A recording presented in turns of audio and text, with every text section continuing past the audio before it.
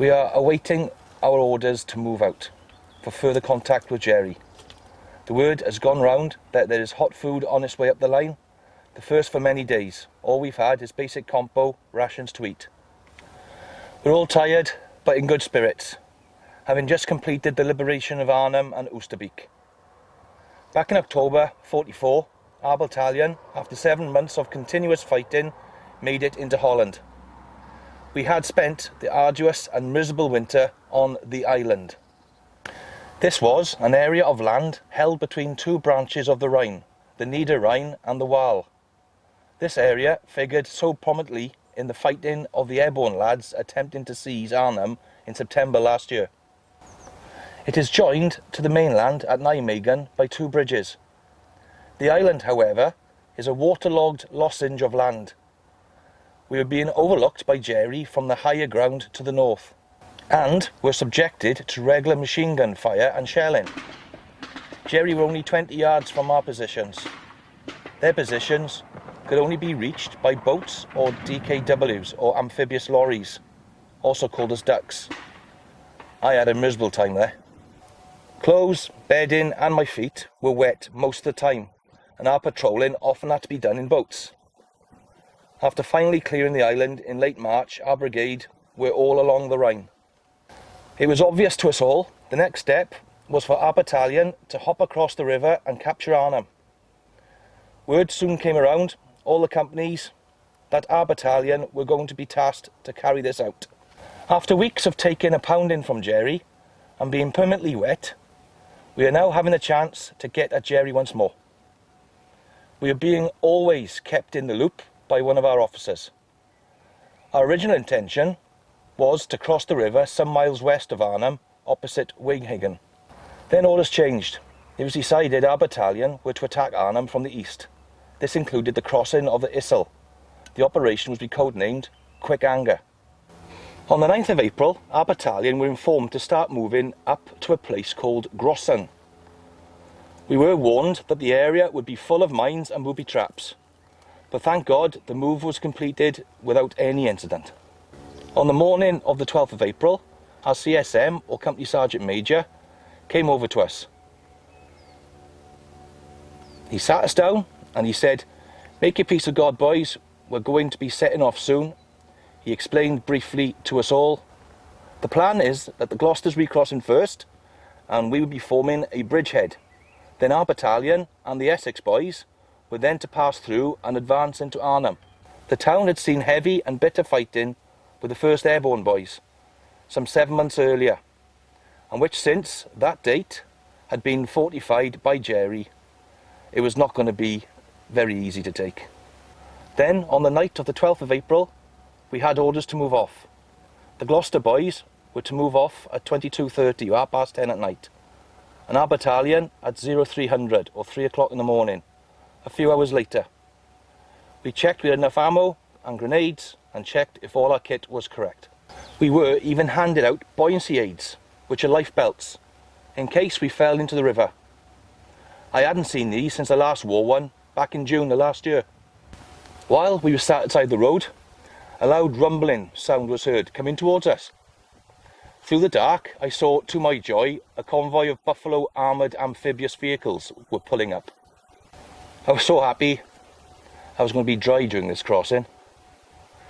We all struggled to get into our Buffaloes due to our kit weighing us down, but after many curses we all managed to get in. With us was the Brigade Signaller, who was attached to our battalion. The order then came down the line. The engines of the Buffalo started up, with smoke from the exhausts everywhere. We all then moved up to our forming up point. It was a clear and fine night. With all the noise, I couldn't believe it Jerry hadn't woken up to the fact and hadn't started shelling us. Suddenly, a huge sound of that, much like a freight train, passed over our heads. It was a preliminary bombardment of Arnhem. It was heavy fire and impressive. I thought on seeing this, nothing's going to survive that. Then, right on time, the Gloucester boys moved off and started across the river. I could see through the smoke all types of boats carrying lads across the rough and fast-flowing river. Then, at 3 o'clock, a whistle blew and our buffalo began to shudder forward.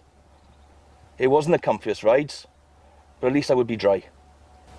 As we moved into the river, I felt a shell hit nearby. We were drenched in water from the spray. It was only a short ride, but I was feeling seasick. The river was rough and water spray was everywhere. Suddenly, I heard an officer who was with one of our signallers start to scream. He was screaming obscenities at him.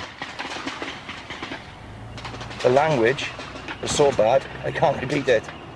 I then realised that in the confusion and the shelling at us, the signaller had dropped the CO's map in the river. I was only just talking to him prior to us moving off. He was a good rugby player and boxer before the war. He had a nickname of Butch. As we drew near to the far bank, we all ducked down. The order was shouted to then get out.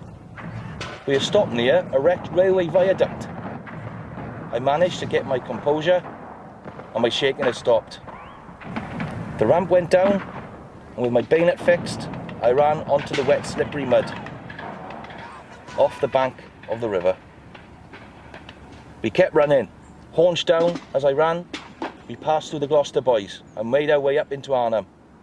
The sound of bullets was zipping around everywhere. We were already making contact with Jerry and I fired a number of rounds my number 4. Our password being used during the attack was be Yorkshire. This would be replied by friendlies with pudding. If this wasn't heard, we opened fire. As daylight was beginning to show itself, I heard loud whooshing coming over our heads.